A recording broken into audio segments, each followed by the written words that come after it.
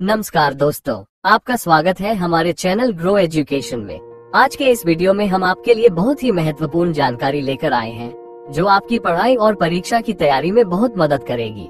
अगर आप RBSE 10वीं कक्षा सामाजिक विज्ञान की परीक्षा की तैयारी कर रहे हैं तो यह वीडियो आपके लिए बेहद खास होने वाला है।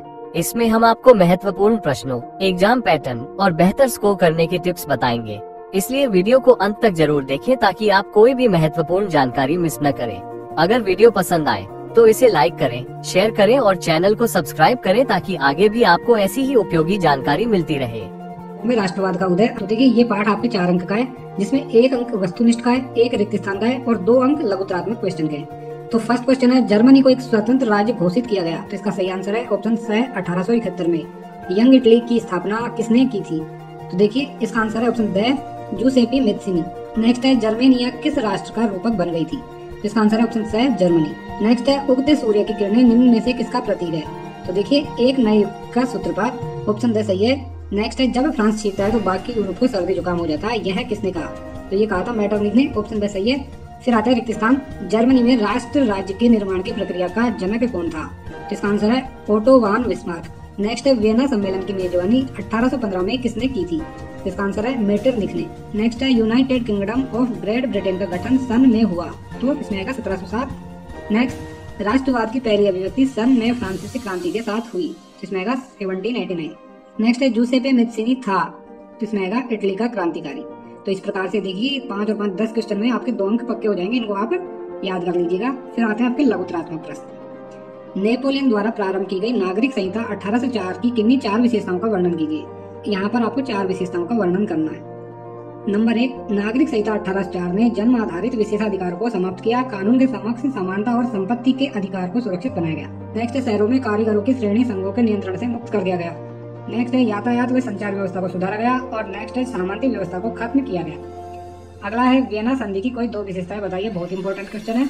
इस संधि ने यूरोप में एक नई रूढ़िवादी व्यवस्था स्थापित कर दी थी, जिसमें पारंपरिक संस्थानों, चर्च, सामाजिक भेदभाव, राजतंत्र और परिवार को बनाए रखा गया। इस संधि के तहत बुर्बो राजवंश को शासन करने का पुनर्विकास दे दिया गया। अगला क्वेश्चन है, ग्रिम बंधु कौन थे? उन्होंने जर्मन राष्ट्रीय भावनाओं के विकास में क्या योगदान दिया? तो देखिए, इसका आंसर होगा ग्रिम बंधु जैकब ग्रिम और विल्हेल्म ग्रिम जर्मनी के निवासी। उन्होंने अनेक पुरानी लोक कथाएं इकट्ठी की। उनका विश्वास था कि उन्होंने जो लोक कथाएं इकट्ठी की वे तो और बड़ों में समान रूप से पसंद की जाती थी। अगला क्वेश्चन है, रूमानीवाद से आप क्या समझते हैं? तो देखिए, इसका आंसर है, रूमानीवाद एक ऐसा सांस्कृतिक आंदोलन था जो एक विशेष प्रकार की राष्ट्रीय भावना का विकास करना चाहता था। रूमानीवाद भावनाओं, अंतर्दृष्टि, राष्ट्रवादी भावनाओं पर जोर देता था। इसने एक साझा सामूहिक विरासत की अनुभूति और भाषा सांस्कृतिक अतीत को राष्ट्र का आधार बनाने पर बल दिया। नेक्स्ट है, वियना संधि के प्रमुख उद्देश्य लिखिए।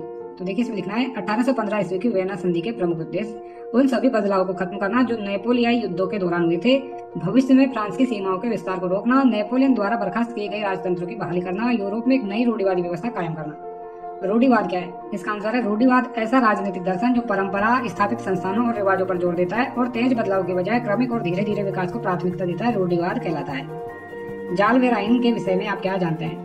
तो देखिए, सन 1834 ईस्वी में ब्रसा की पहल पर एक शुल्क संघ स्थापित किया गया, जिसे जाल वेराइन के नाम से जाना गया। जाल वेराइन में अधिकांश जर्मन राज्य सम्मिलित हो गए। इस संघ ने शुल्क अवरोधों को समाप्त कर दिया तथा मुद्राओं की संख्या घटाकर 2 कर दी, जो उससे पहले 30 से भी ऊपर थी।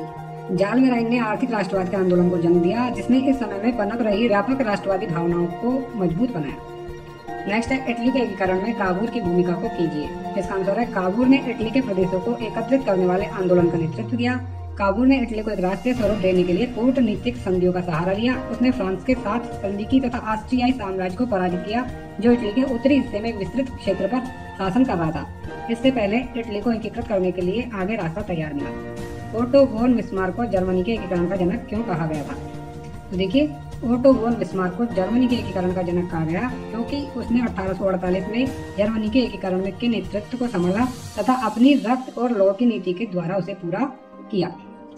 नेक्स्ट चैप्टर है आपके भारत में राष्ट्रवाद। इस पाठ में से आपके 4 अंक का एक क्वेश्चन आएगा, निबंधात्मक। तो देखिए, सविनय अवज्ञा आंदोलन का सविस्तार वर्णन कीजिए। नमक यात्रा को स्पष्ट कीजिए। ये 2 क्वेश्चन यहाँ दिए हुए हैं। सेकंड क्वेश्चन है, असहयोग आंदोलन के कारणों का विश्लेषण कीजिए। यहाँ पर आपको असहयोग आंदोलन के कारण लिखने हैं। फिर थर्ड क्वेश्चन है, भारत के राष्ट्रीय आंदोलन में महात्मा गांधी के योगदान का वर्णन कीजिए। फोर्थ क्वेश्चन है, रोलेट एक्ट का सविस्तार वर्णन कीजिए। देखिए, ये 4 क्वेश्चन है। चारों में से आपको एक क्वेश्चन मिल जाएगा और ये पार्ट आपके 4 अंक का होगा। तो दोस्तों आज की वीडियो में हमने 2 चैप्टर समझे हैं, बाकी के 6 चैप्टर हम अगले वीडियो में देखेंगे। तो वीडियो पसंद आया तो लाइक और शेयर करना ना भूलें और चैनल पर पहली बार आए हो तो अवश्य सब्सक्राइब करें। यदि